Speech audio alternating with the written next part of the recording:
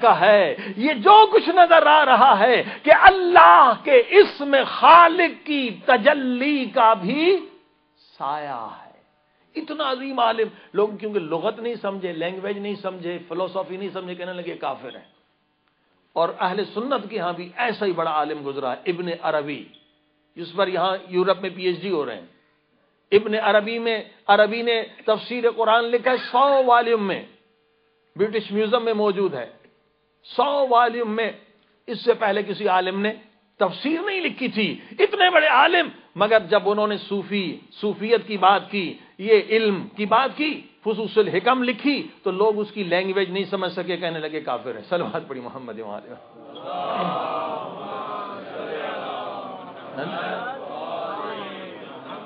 ایسا عظیم الشان عالم، 1000 استاد اس نے دیکھے، سفر کیا، فتوحات مکیہ لکھی، یہ عظیم الشان کتابیں لکھی، اور یہ کہتا ہے فصوص میں نہیں لکھنا چاہتا تھا، اللہ کے رسول نے حکم دیا یہ کتاب لکھ۔ صلوات پڑھ محمد وعلى محمد۔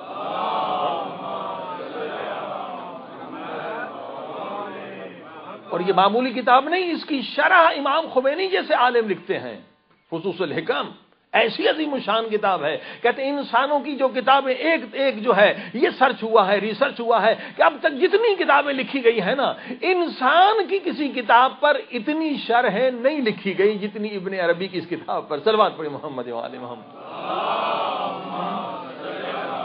قرآن پر تفسیریں بہت لکھی گئی، لیکن انسان کی کتاب پر اتنے بڑے عالم تھے ابن عربی، لوگ کیونکہ لغت نہیں سمجھے، کہنے لگے کافر ہے، اس کو پھانسی دو۔ تو عزیزان گرامی، یہ تعصب کیوں ہے؟ دوسرے کی بات سنتے ہی نہیں، ہر ایک کی لینگویج ہے۔ میں نے اب آپ کو سنایا، دیکھیے ہمارے ہاں اصحاب کا لفظ دوسرے معنوں میں استعمال ہوتا ہے، اہل سنت کے بھائیوں کے ہاں دوسری معنی ہے۔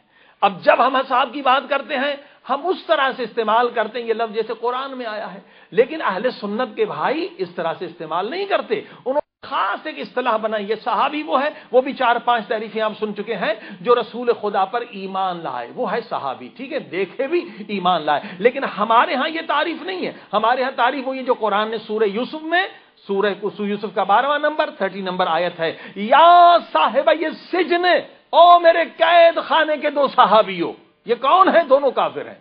2 کافروں کو اللہ کے نبی یوسف کا خدا صحابی کہہ رہا ہے۔ 2 کافر بھی صحابی ہو سکتے ہیں، منافق بھی صحابی ہو سکتے ہیں، قرآن کہہ رہا ہے، میں نہیں۔ یا صاحب یہ سجن ارباب متفرقون خیر ام اللہ الواحد القہار، ایک خدا بہتر ہے یا کئی خدا؟ ایک خدا کو کیوں نہیں مانتے ہو؟ دونوں کافر تھے، مشرک تھے، تو اب 2 مشرک ہیں، دونوں کو اللہ صحابی کہہ رہا ہے۔ اب ہمارے ہاں وہی تعریف ہے، ہم نے الگ تعریف نہیں کی ہے، جو قرآن کی تعریف ہے ہم اسی تعریف پہ چلتے ہیں۔ ہمارے ہاں صحابی وہ جو صحبت میں بیٹھنے والا، مومن ہے تو بھی صحابی، کافر ہے تو بھی صحابی، منافق ہے تو بھی صحابی۔ اب جب ہم یہ بات کرتے ہیں تو سامنے والے نے تو اپنے مذہب سے یہ سنا ہے کہ صحابی تو وہ ہوتا ہے جو دیکھے بھی ایمان بھی لیا، وہ کہتے دیکھو شیعہ صحابیوں کے خلاف پڑھ رہے ہیں۔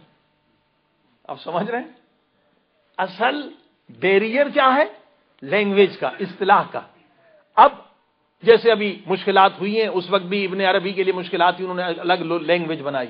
ملا صدرہ کے لیے مشکلات تھی، انہوں نے فلسفے کی لینگویج بنائی۔ تو عزیزو، آج بھی مشکل جو ہو رہی ہے، مسلمانوں میں فاصلے ہو رہے ہیں کہ الگ الگ ہر ایک نے لینگویج بنائی۔ غلط نہیں کیا، ہر علم کی ایک لینگویج ہوتی ہے، کیمسٹری کی لینگویج ہوتی ہے، لیکن آج اگر ہم چاہتے ہیں کہ عوام اس فتنے سے بچ جائے، عوام کو اس لینگویج کا پتہ ہی نہیں ہے، علماء کو پتہ ہے، یا تو مل کر ہم جلسے کریں، اوپن اسٹڈی ہو، اوپن کمپیریٹو اسٹڈی ہو، اوپن ڈسکشن ہو، یا اس کا دوسرا حل یہ ہے کہ دوسرے سارے اصطلاحات چھوڑ دو، قرآن پر آ جاؤ، کہ جو اصطلاحات قرآن نے استعمال کی ہیں اسے مانو۔ صلوات پڑھیں محمد وعلى محمد۔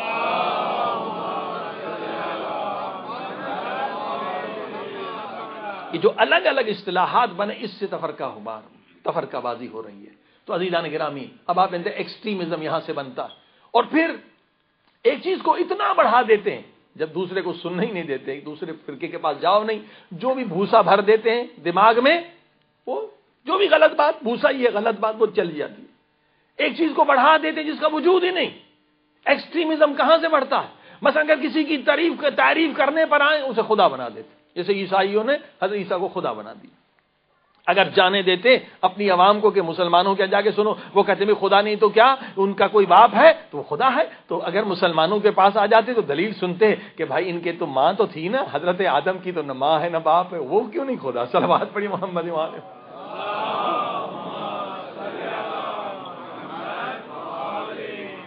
تو جب دوسرے فرقے کی بات نہیں سنیں گے تو کیا ہوگا؟ ایک چیز کو اتنا بڑھا دیں گے خدا بنا دیں گے، اور ایک چیز کو اتنا گھٹا دیں گے، اتنا گھٹا دیں گے، اعتدال ختم ہو جائے گا۔ عزیزان گرامی، اسلام دین اعتدال ہے، تو جب دونوں فرقے بیٹھیں گے تو سنیں گے۔ اب جو بھی غلط بتا رہے ہیں، جھوٹی حدیث ہے جن کا وجود ہی نہیں، وہ عقیدہ جو قرآن کے خلاف، کیونکہ دوسرے فرقے کے ہاں جاتے نہیں، جو بھی اس کے ذہن میں کچرا بھر دو، نہ حدیث میں ہے نہ قرآن میں ہے نہ عقل اسے قبول کرتا ہے کہ بھائی چلو کہ کسی فرقے کے خلاف زہر اگلنے کے بعد اسے قتل کر دو تم جنت میں چلے جاؤ گے، ہاں 2 مار دو تو تمہارا باپ بھی جنت میں۔ واہ بھائی واہ، مارنے سے جنت ملتی ہے؟ ہاں جی، پھر تو سارے ڈاکو قاتل جنت میں جائیں گے۔ صلوات پڑھی محمد وعلى یہ ہو رہا ہے، یہ ٹیررزم کیوں بڑھتا ہے کہ دوسرے فرقے کی بات نہ سنو، اب جو کچرا ہم بھر رہے ہیں اسی پہ اپنی زندگی دنیا بھی برباد۔ قرآن سورہ مائدہ، قرآن دین امن ہے، خدا کہہ رہے ہیں من قتل نفسا، ایک انسان کو اگر تم نے قتل کر دیا کتنا بڑا گناہ ہے، فَكَأَنَّمَا قَتْلَ النَّاسِ جَمِيعًا، تو ایک انسان کا قاتل نہیں، تو سارے انسانوں کا قاتل۔ یہ قرآن ہے، حدیث کہہ رہی ہے، قرآن آپ نے سنا، ایک انسان کا قاتل ساری کائنات کا قاتل ہے، سارے دنیا کے انسانوں کا قاتل۔ اور اللہ کے رسول کہہ رہے ہیں اگر کوئی قتل کرتا ہے، کسی بھی انسان کا قتل کرتا ہے اور بے گناہ قتل کرتا ہے تو کیا ہے، وہ جب مرے گا تو کافر ہو کے مرے گا، مسلمان ہو کے نہیں مرتا۔ صلوات پڑھی محمد۔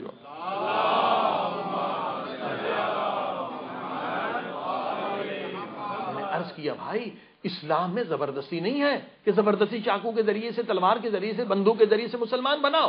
اگر مسلمان اس طرح سے بنانا ہوتا تو خدا ایک اشارے سے سب کو مسلمان بنا دیتا۔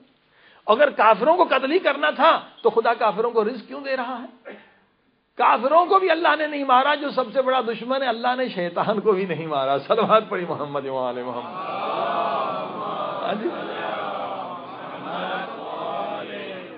اللہ نے شیطان کو موقع دیا، اور یہ ٹیررزم کی تاریخ کے جو بھی انسان ہیں فلاں ہیں آپ کے مذہب کے خلاف انہیں مارو، ثواب خلاف عقل ہے، خلاف حدیث ہے، خلاف قرآن ہے۔ تو میرے عزیزو، اگر ہم چاہتے ہیں کہ عقیدہ درست ہو، آئیے قرآن کی طرف۔ بچپن سے 20 سال سے 25 سال سے برین واشنگ ایسی کر دی گئی ہے کہ لوگ سنتے حیران ہوتے کہ ہاں یہ قرآن کی آیت ہے۔ جیسے کہتے ہیں، اکثر نہیں لیکن کچھ لوگ کہتے ہیں کہ جناب سارے اصحاب جو ہیں برابر۔ اب جب ہم کہتے ہیں نہیں ہے برابر، وہ کہتے ہیں ہاں دیکھو یہ شیعہ جو ہے اصحاب کے خلاف۔ نہیں بھائی، ہم اصحاب کے کیوں خلاف ہوں گے؟ اصحاب کا ہم احترام کرتے ہیں، جنہوں نے اپنی جانوں کو قربان کر دیا، اپنے بچوں کو قربان کر دیا، اپنے مال کو قربان کر دیا، جنہوں نے اسلام کی بنیاد ڈالی۔ ہم کیسے ان کے مخالف ہو سکتے ہیں؟ لیکن ہم یہ کہتے ہیں کہ نہیں، سارے اصحاب برابر نہیں ہے، کیونکہ جب نبی برابر نہیں ہو سکتے، قرآن کہہ رہا ہے ہر نبی کا بھی مقام ہے، تو اصحاب کیسے برابر ہو سکتے ہیں؟ کل آپ نے سنی سورہ حجرات ہے، قالت الاعراب آمنا قل لم تؤمنوا، آئے عرب کہنے لگے ہم مومن ہیں۔ اللہ نے کہا نہیں تم مومن نہیں ہو، ولکن قولوا اسلمنا، بلکہ تم یہ کہو کہ ہم مسلمان ہیں۔ ولما يدخل الايمان في قلوبكم، ایمان تو بھی تمہارے دلوں میں داخل بھی نہیں ہوا ہے۔ ایسے بھی صحابی تھے جن کے دل میں ایمان داخل نہیں ہوا۔ اب صاحب برابر کیسے ہو سکتے ہیں؟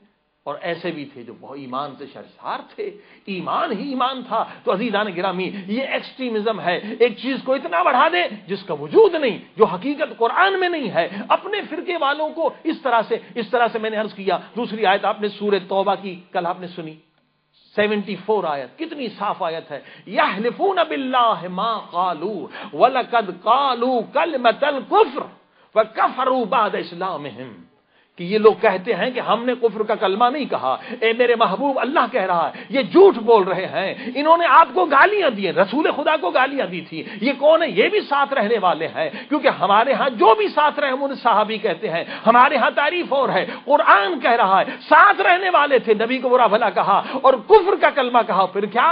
کفروا بعد اسلامہم، اور اسلام لانے کے بعد کافر ہو گئے۔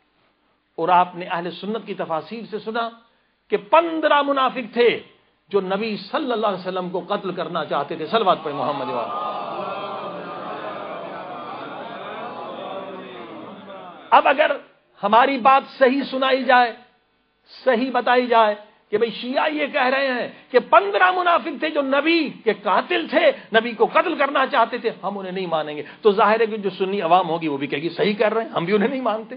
لیکن اس کو اگر غلط بیان دیا جائے کہ یہ کہہ رہے 15 صحابی تھے اور وہ منافق تھے، دیکھو صحابیوں کو منافق کہہ رہے ہیں، کیونکہ ہمارے ہاں صحابی کا لفظ اس طرح سے استعمال ہوا جیسے قرآن میں کافر کے لیے بھی سورہ یوسف نے صحابی کہا، تو ہم وہ اسی طرح سے استعمال کرتے ہیں۔ ہمیں کیا حق ہے کسی لفظ کو بدلنے کا؟ جب قرآن نے جس طرح سے استعمال کیا ہمیں اسی طرح سے استعمال کرنا چاہیے۔ صلوات پڑھیں محمد و آل محمد۔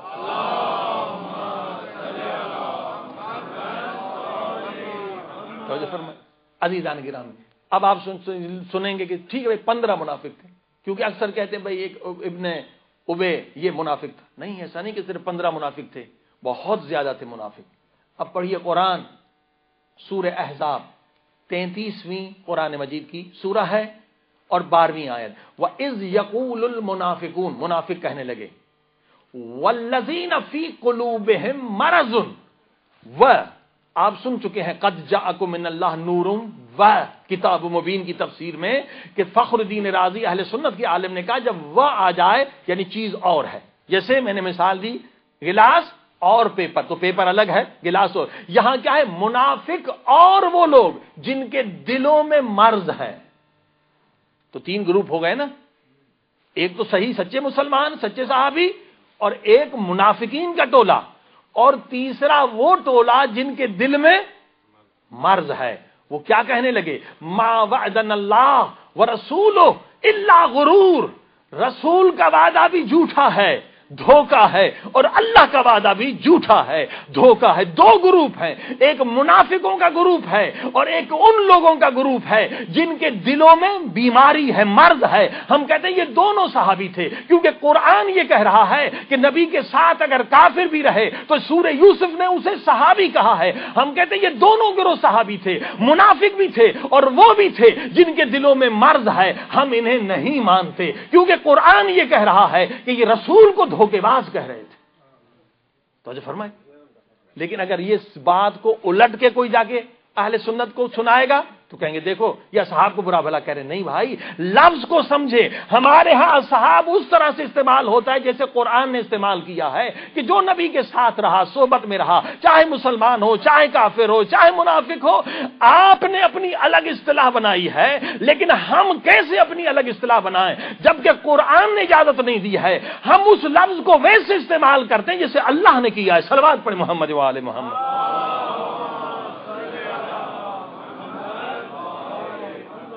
مگر ہم سارے سچے صحابیوں کا احترام کرتے ہیں، سارے سچے صحابیوں کے وہ غلام ہیں، سارے سچے صحابیوں کے قدموں پر ہم سر رکھنے کے لیے تیار ہیں، ان کے ہاتھ چومنے کے لیے تیار، مگر سمجھیں کہ سارے سچے صحابی نہیں تھے۔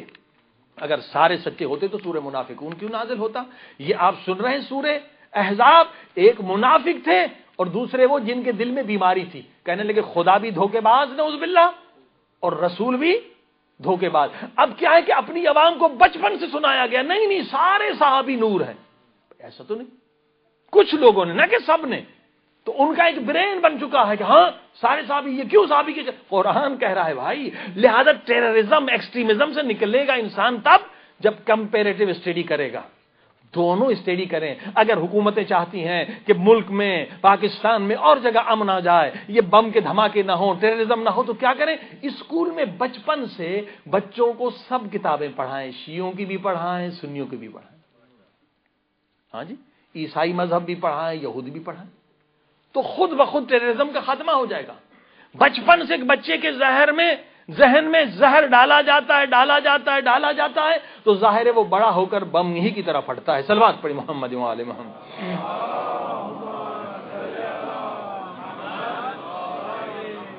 ایک ایسا عقیدہ جس کا وجود قرآن میں نہیں ہے، جس کا وجود حدیث میں نہیں ہے، عزیزان گرامی خود ساختہ بنا لیتے ہیں کیونکہ دوسرے مذہب کے ہاں جانے نہیں دیتے، لہذا ایک برین واشنگ ہوتی ہے۔ اب اور آگے بڑھیے 13ویں آیت سورہ احزاب کی، وَإِذْ قَالَتْ طَائِفَةٌ مِّنْهُمْ، ان میں سے ایک پورا گروہ کہنے لگا، کون سے؟ منافق اور بیماری جن کے دل میں تھی، یعنی 15 صرف آدمی نہیں تھے، 15 تو وہ تھے جو نبی کو قتل کرنا چاہتے تھے، ان میں سے پورا ایک گروہ ہے، وہ کیا کہنے لگا، یا اہل یثرب، او مدینے والو، لا مقام لکم، تمہارا کوئی مقام نہیں، فرجعوا، پھر کافر ہو جاؤ، فرجعوا، اور کیا، وَيَسْتَأْذِنُ فَرِيقٌ مِّنْهُمْ، جب انہوں نے یہ پروپیگنڈا کیا تو ایک پروپیگنڈا ایک پورا گروپ آ گیا اور آ کر کہنے لگے نبی صلی اللہ علیہ وسلم کو ہمیں اجازت دیں، ہم گھر جائیں، یقولون ان بیوتنا عورت، کہنے لگے ہمارے گھر سیف نہیں ہے، ہمیں گھروں میں خطرہ ہے، وما ہی بعورت ان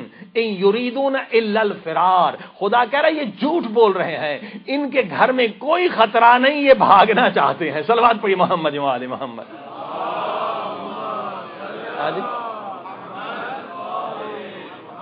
جو فرمائی، اب قرآن یہ کہہ رہا ہے کہ جو نبی کی مدد نہ کرے اور بھاگ جائے، یا وہ منافق ہے یا اس کے دل میں بیماری ہے، صلوات پڑھی محمد و آل محمد۔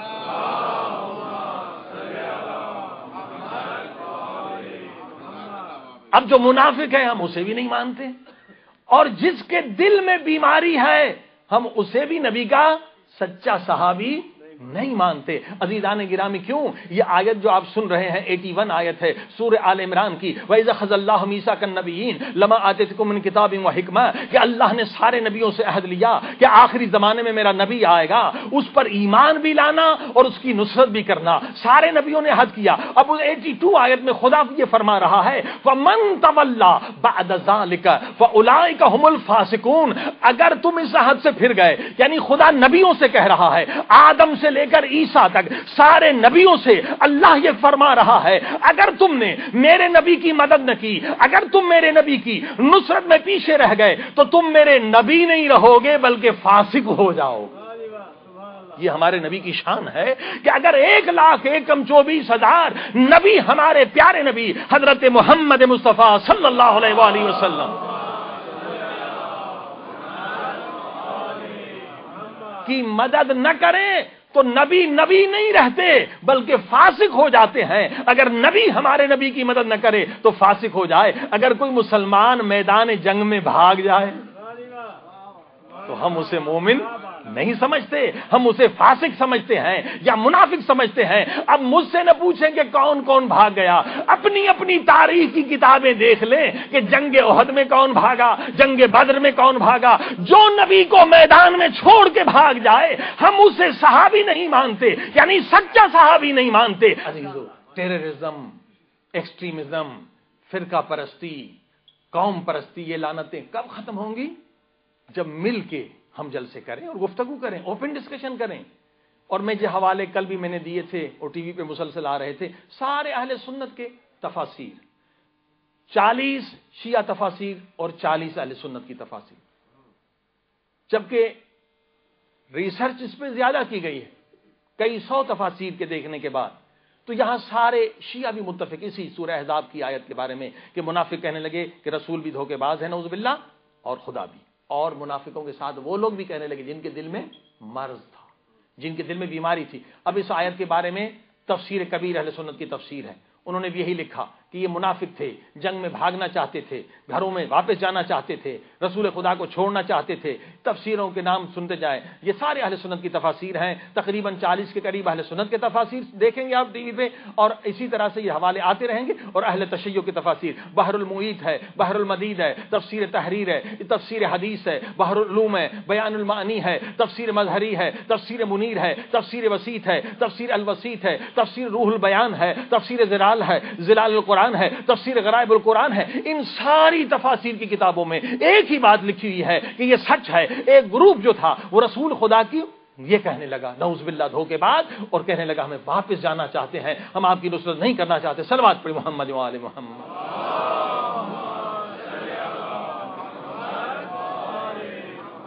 تو اب آپ نے دیکھا کہ سب کا مقصد ایک ہے، لیکن جب دور بیٹھیں گے تو فتنے کھڑے ہو جائیں گے۔ اگر شیعہ سنی مل کے گفتگو کریں گے پتہ چلے گا حق کیا، حقیقت کیا۔ اسی طرح سے عیسائی اور مسلمان بھی مل کے جلسے کریں انشاءاللہ۔ جیسے آپ نے سنا کہ اس سال بھی 15 جنوری سے یہ سامنے جو روڈ پر میتھوڈسٹ چرچ ہے وہاں مشترکہ پروگرام ہوگا انشاءاللہ۔ شیعہ سنی حضرات بھی آئیں اور عیسائی حضرات بھی آئیں گے، مل کے امام حسین کا بھی ماتم کریں گے، حضرت عیسیٰ علیہ السلام کا بھی۔ صلوات پڑھی محمد و آل محمد۔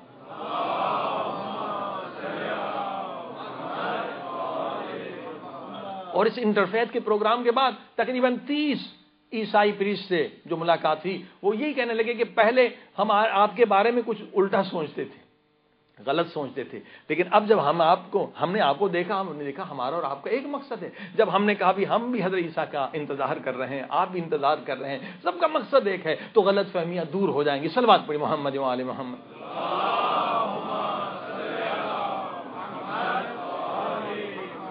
اور جیسے سشرے میں ایک مقصد یہ ہے کہ ہم اصول دین یعنی 5 جو پلرز ہیں اسلام کے، توحید، عدل، نبوت، امامت، قیامت، بائبل سے ثابت کریں۔ یہ صرف قرآن سے ثابت نہیں ہے بلکہ بائبل سے ثابت ہیں، تورات سے ثابت ہیں، انجیل سے ثابت ہیں، زبور سے، کیونکہ دین ایک ہے۔ ان الدین عند اللہ الاسلام۔ یہ فرقہ پرستی، یہ قوم پرستی، یہ مفاد پرستوں کا کام ہے جنہوں نے دوریاں کر دی۔ سارے انبیاء ایک مشن لے کر آئے، چاہے حضرت عیسیٰ علیہ السلام، حضرت موسیٰ علیہ السلام، صلوات پڑھی محمد و آل محمد۔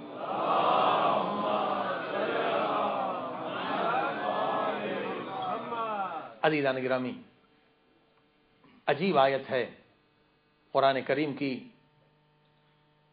ان سچے صحابیوں کے بارے میں، صحابی یعنی صحبت میں رہنے والے، اس لحاظ سے اہل بیت بھی ساتھ رہے، اہل بیت بھی صحابی، جو بھی صحبت میں رہے، سچے صحابی، ہم کہتے ہیں سچے صحابی، تو یعنی مخصوص ہو گئے جو سچے، مگر اہل سنت کے ہاں سب صحابی ہیں۔ ان کی کوئی اصطلاح یہ ہے کہ جو ایمان لائے، ہمارے ہاں آپ نے سنا کہ نہیں، جو قرآن کی اصطلاح ہے کہ کافر کو بھی قرآن نے سورہ یوسف میں کافر کو بھی صحابی کا، ہم اس طرح سے کہتے ہیں، ہم قرآن کو اس طرح سے قرآن کی پیروی کرتے، انہوں نے اپنی اصطلاح بنائی، وہ بھی غلط نہیں کیا، لیکن اس وقت ضرورت یہ ہے کہ یہ اصطلاحات سارے ختم ہو جائے، صرف قرآن کی اصطلاح کو استعمال کیا جائے۔ سورہ فتح بہت نورانی آیت ہے، 29 آیت کا نمبر، اور سورہ جو ہے 48 ہے، محمد رسول اللہ، صلوات پڑھیں محمد۔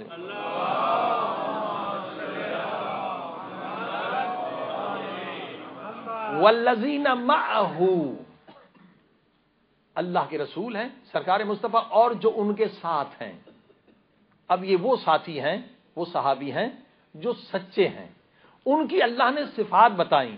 اشداء علی الکفار، پہلی سچے صحابی کی نشانی یہ ہے کہ وہ کبھی کافر سے ڈرتا نہیں، کبھی کافر سے بھاگتا نہیں، وہ کافر کے مقابلے میں سخت ہے، پہاڑ کی طرح سخت ہے۔ یعنی ابھی یہ دوسری آیت آپ نے سنی، ادھر سورہ احزاب نے کہا جو بھاگ رہا ہے جنگ سے وہ یا منافق ہے یا اس کے دل میں بیماری ہے۔ سورہ فتح نے بھی کہا کہ سچا صحابی وہ ہے جو مشکل وقت میں ڈرے نہیں، نبی کو چھوڑ کر بھاگے نہیں، کافر کے مقابلے میں ضعیف نہ ہو۔ اشداء علی الکفار والرحماء بینہم، اور آپس میں بڑا رحم دل ہو۔ یہ نہیں کہ اپنی طاقت مومنوں کو دکھائے، نہیں، دشمن اسلام کو دکھائے، آپس میں بہت محبت کرنے والے ہوں۔ تراہم رکعا سجدا، ان کی ایک صفت ہے، یا رکوع میں دیکھو گے یا سجدے میں دیکھو گے۔ یبتغون فضلا من اللہ ورضوانا سیماہم فی وجوہہم من اثر السجود، سجدوں کے نشانات ان کی پیشانیوں پر ہے، نور نکل رہا ہے ان کی پیشانیوں سے۔ ذالک مثلہم، اللہ اکبر۔ اب سنو ان کی مثل، اگر تم دیکھنا چاہتے ہو سچے صحابی کون ہیں، سچے نبی کے ساتھ رہنے والے کون ہیں، تو ہم نے ان کا مثل، ان کا تذکرہ فی التورات، تورات میں بھی کیا ہے، ومثلہم فی الانجیل، اور ہم نے ان کا ذکر انجیل میں بھی کیا ہے۔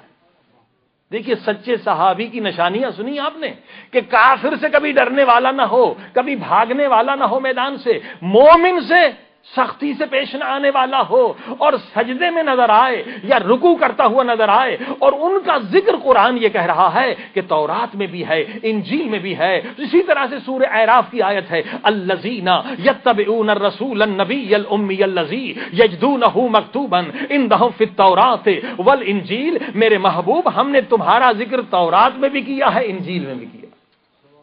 ہمارے نبی کا ذکر تورات میں بھی، انجیل میں، اور جو نبی کے سچے صحابی ہیں ان کا ذکر بھی تورات میں بھی، انجیل میں۔ صلوات پڑھی محمد و آل محمد۔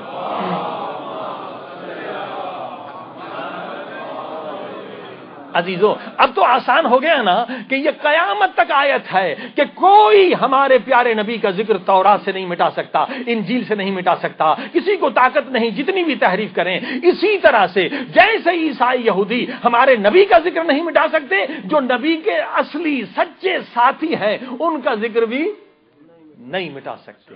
آئیے اب دیکھیں، جن کا ذکر تورات میں ہے وہ نبی کے سچے صحابی، جن کا ذکر انجیل میں ہے وہ نبی کے سچے صحابی۔ آج ایک آیت سن لیں انجیل سے، نیو ٹیسٹامنٹ آف جان، پہلا چیپٹر ہے اور آیت جو ہے 19 ہے۔ مختلف انجیل میں مختلف عبارتیں ہوتی ہیں، جو ٹی وی پر عبارت آ رہی ہے یہ کچھ اور ہوگی، میں پرانی جو مجھے یاد ہے وہ پڑھ رہا ہوں جلدی میں۔ Jewish authorities sent some priests and Levites to John to ask him, who are you? یہودیوں نے کہ وفد بھیجا جان کی طرف کہ تم کون ہو، اور جان نے بتانے سے انکار نہیں کیا تو انہوں نے سوال کیا۔ کیا سوال کیا؟ 3 سوال کیے۔ پہلا سوال یہ کیا کہ آر یو کرائسٹ، کیا تو حضرت عیسیٰ ہے؟ اس نے کہا I am not the Christ، میں عیسیٰ نہیں ہوں۔ تو دوسرا سوال یہ کیا آر یو ایلیا، کیا تو ایلیا ہے؟ تو اس نے کہا نہیں آئی ایم ناٹ، میں ایلیا بھی نہیں ہوں اور حضرت عیسیٰ بھی نہیں ہوں۔ پھر انہوں نے تیسرا سوال کیا آر یو دا پرافٹ، کیا تو وہ نبی ہے؟ کہنے لگا نہیں میں وہ نبی بھی نہیں۔ صلوات پڑھ محمد و آل محمد۔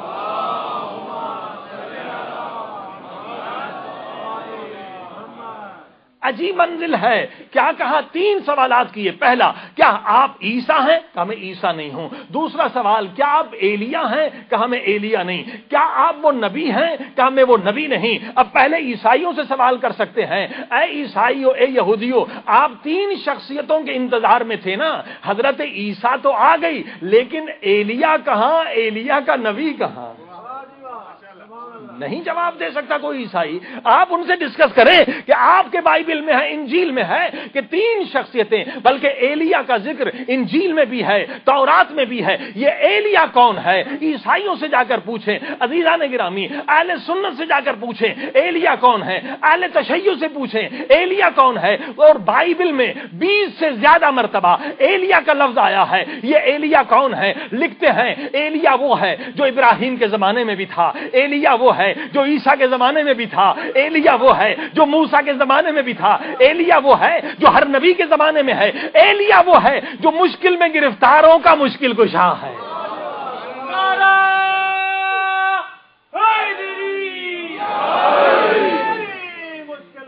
کون ہے یہ ایلیا؟ وہ جو مظلوموں کا مددگار ہے۔ عزیزان گرامی، پوری تاریخ اسلام اٹھا کر دیکھ لیں، تاریخ مسیحیت دیکھ لیں، تاریخ یہودیت دیکھ لیں، کسی نے بھی آج تک یہ دعویٰ نہیں کیا کہ میں ایلیا ہوں۔ یہ بھی عجیب بات ہے، کیونکہ ایلیا اگر کوئی دعویٰ کر لے تو اسے اتنا طاقتور ہونا پڑے گا، کیونکہ سب سے بڑی شخصیت جو بائبل کی ہے وہ ایلیا ہے۔ کہ ایلیا ہر نبی کے زمانے میں تھا، ایلیا عیسیٰ کا مددگار ہے، ایلیا موسیٰ کا مددگار ہے، ایلیا ابراہیم کا مددگار ہے، ہر مظلوم کا مددگار ہے۔ ایلیا بننا آسان نہیں ہے۔ ممکن ہے کوئی نبوت کا دعویٰ کر لے، جھوٹوں نے نبوت کا دعویٰ کیا، مگر کسی مذہب میں کسی نے ایلیا کا دعویٰ نہیں کیا۔ کس نے دعویٰ کیا؟ اب تاریخ اسلام اٹھا کے دیکھیں، جب مولا علی جنگ خیبر میں آئے، ایک مرتبہ یہودیوں کو للکارا، اے یہودیوں مجھے پہچانو، انا ایلیا فی التورات یا انا ایلیا فی الانجیل، میرا نام تورات و انجیل میں ایلیا ہے۔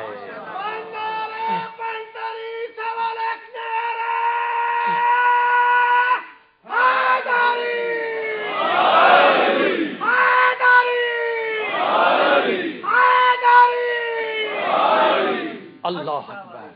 دیکھیے کمپیریٹیو اسٹڈی بہت ضروری ہے، اس سے